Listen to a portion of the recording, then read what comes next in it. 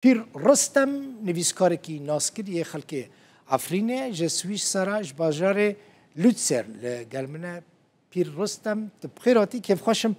دبی میوان من بس تا گلکیش با عفرینه عفرینه اوجه کیف خاشم درفت چی بو مکاری تدید چند جاره گوت که مرادر که راسته مخابن مجالات تنبوی دمی راسته روشك من امنيته هبو راسته مخابن يعني حياه بابا مساغبو بلكي حف صال حي صال شيبونا من نا ردان تفقد كده نا ادي تم ترسيل سرتا نما كبير نا للسوق أري أو ما ترسي جالي بابا من دون جالي تنبت أزل در ما بابا من مخابن عمري حشتي له وقتها أو تقدر كتنا أريمي أو شوفير ما أي تراكتور خدمة ملكي مالكي قرتن وبابا من خاصن تهديدك قال لك تنج بابا من طوتن قال لك خراب جرموتن وقت تلفون جمرة بكر وروشا من قال لك خراب كرنا أو في جرى قلتنا أفجار بقولتنا جرى ديتر وأمي قرشين تيخن سريت هذا أجر كوريت دركبه يارستن دركبه سر عندنا وسر نهار روش چیه إيش بو خاطره بو من قد كريم نهار روش چیه العفرینه از بین روش باشتر دبی يعني بالا خدنا اگر راستی یک نکینا موضوعی بده چرا بخوا يعني وقت شروع بکرنا تشتغل اما تماشا بکن خلقی ما لبقرا خلقی ما لروش خلقی ما العفرين هلبت جدایی که قالك ما زندنا برا او دمد دسبيكي وحتى ان هذا قالك جدا بنشي بنو بطيبتي بشتي هرفاندنا رجيم شويه رجيم بعثي اسد وهاتنا أف وقت بقى الأمن العام يعني أف حكومته هاتيا هريمي وداخستنا قالك أو تشك دار أو يعني ميليشيات الويدي روشا خلكي ما الويدي هنا كي أراميتي دا قالك باشتر دي خلك كارت بقاري سرواري خو سر ملكي خو هنا كي يعني مالي خو ملكي خو بقاري اللي حيانها بيجي سدي سد سراست بنا هنا قال لك برزقري كان قال لك تندي هي قال لك ايش خلكي ما هي يعني احيانا از باش تسانا يعني ده دوستك يجي جندريسي بمرة أخفي بلكي أوجي من ويد ناصن يعني عثمان علي دنگ بيجا كيما فرن عثمان علي بيري دنگ بيجا كيما يخلكي عفرينة دنگ بيجا قال لك دنگ الخشة هي أنها ملاوينا دنا يعني هنا أو مسألة هنا بريار عفرينة نهاد دست كده بريار مخابن ام باش زانن يعني لبش فرده ام زانن كي دستي تركا يعني مشكله بيجن لسر عرده او هناكي وكوا اني زمان هذا رابورا ودا دهيز يعني لهم برهبن هذا حكومه سوريا بقريديه امن العام جرد بيجن او دخازن كنترول عفرين تبعي كنترول بكن لحيانها او تشتا او ميليشيات البيدي هنا البرخدلن او جبش قري هل بجي حكومه التركي جام خردلن حيانها سدي سد ناخذ تسليم بكن او يعني حيانها مواكب بي دان وستاندن دبر وان جارنا بتوني جارنا بحشكي جارنا بسرد شيء جارنا بگفتگو بحوار خذين شهر سر بكن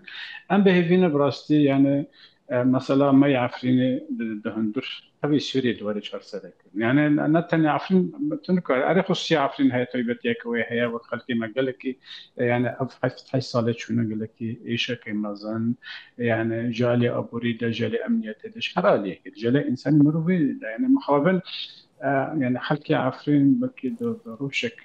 تبيجن روشك عبودية تكره بيجن روشك إزلال شان ذكرن لأن هذا فتنا كي باشتر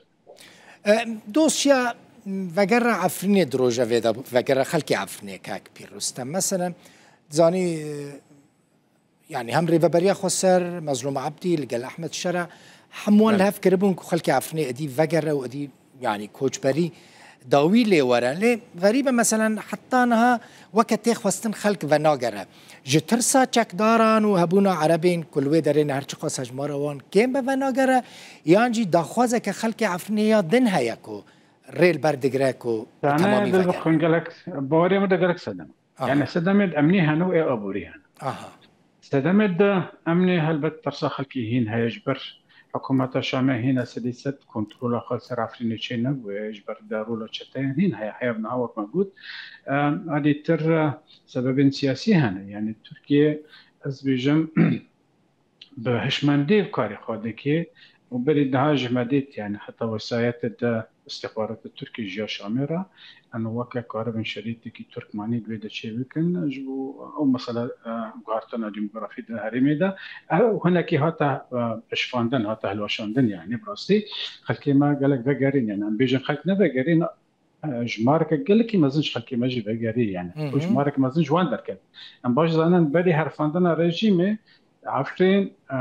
باش زانه مابو سدي سهو بينج كرتما مابون تبي انه عفرين روسياوي بالتايبتي كرد بون يعني سدي نودو بينج حاليا نودو حفظ كرد بون راسته بلي طبعا او شتورن لي صديق سهمة سهو بينج كردين تما ديبون عرب وخلك ديتر انا ها تقارب بيجي سدي حفتي حياة حيشتي بونو كرد سدي بيست بلكي نمانا او عرب او شتا او مالباتي وان لهين مانا اديتر سبب غير سياسي يعني وما قلت تركيا بروجاوي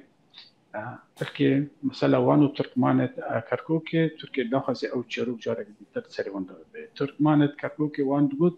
ام بيتر جمارة ما بيتري تبع بيتري كرداي بيتري عربي ليه هل بجارتان دركت جمارة وان نوبة اجبر الانتخابات دركت كرد بيترن ومولا تدا وردا عندهم ياخذ الخسنين تركيا دخازت جروك عفرين دبن دستي خالو بيكي بلكي تركمان لقال راعي وعزاز والمنطقة هناك تركمان وقت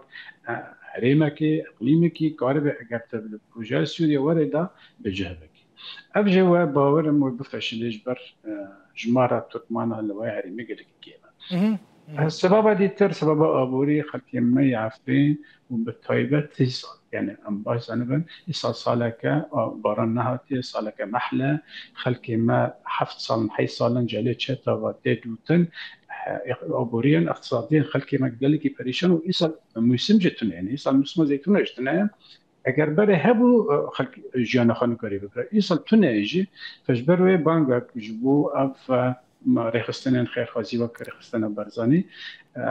وك خلقي ميل دربا تشكاربن خلقي خارا وك ابوري الكاري اون بكن ويقول لك ترفتك لجور تخمينات يعني مثلا او كاسين كو زيان ديتنا ورن قربو كرن ورن تعويض كرن يعني دبكو اف بكافا ببعد يعني دوسيا جوتو بيجان لقال الحكومة السورية بله أف كلكي ضروري أفنا إيرو كافنجي يعني أم باش زانبن مثلا ما ووقت بي أو تعدية لسر خلقي ما لسر مال وملك وموالد وان بوين نجي يعني أف مثلا ما يعرفين ده وقت بي احتلال تشيبو دهاتيه اللي أم باش زانن بري إصلاح زراعي تشيبو لخلقي ماي جزيرة الحزام العربي تشيبو قال لك تعدل خلقي ماي كردي روجابها تيبو شكرا دبي اف خاصة بشتي او بريارة سدو بيستو يك يا بيستو بينجو اغا سبوك احمد شهر درخستي بارم جبو مثلا اصلاح زراعي او ملكي خلقي هاتنا دبي تعالى لكرن دبي افرين دبي بروجي دو وري چار سر كرن تعويض كرن خلقي او زراعي ديتيا يعني انباش زانن اف مالو ملكي عفرين حاش سالن او چتا دزيجي ديك يعني خلقي ما جان خن كوري اف قال لك جوان ساروكي وان شتاين ملياردير يرو السوري ده وجهد موقع مسؤول ده اولا وقت بس جدار كرن اولا محاسبه كرن وخلقي زيان وزرادتي بوري تعويض كرن هل بعد اف جيرولا تبقرا كردية سياسية رولا إدارة ذاتية رقبرية خاسر كك مظلوم عبدي قصد برولا كقال لك سباسيا وعندكم هلبت أو رولا خا حياجواتي لقال أمريكية لقال حكومات الشامية أو كارو خباتي خادكن اللي دبي برنجكي شمندي برنجكي وقت بروجين ورنشي كرن وأف سبعة دسبة نزيك مظلوم عبدي وتوماس باراكرا أو شاندای ترامپ دبی افچروک تر برورن گفتگو کرد. کلکی سپاس. کیف خوش بوم. اجی کیف خوشم. پشتی هفت 8 سالان جاره کردن در کلیسر میدیا. انشالله و همه هر وقت بافرابن. هر وقت ببین دیوانه ما. کلکی سپاس. سلام و بروداوی سلام و تماشاگران. سرچاوی من نویسکار کرد پیر رستم ج سوئیس سراج بازار لوتسر.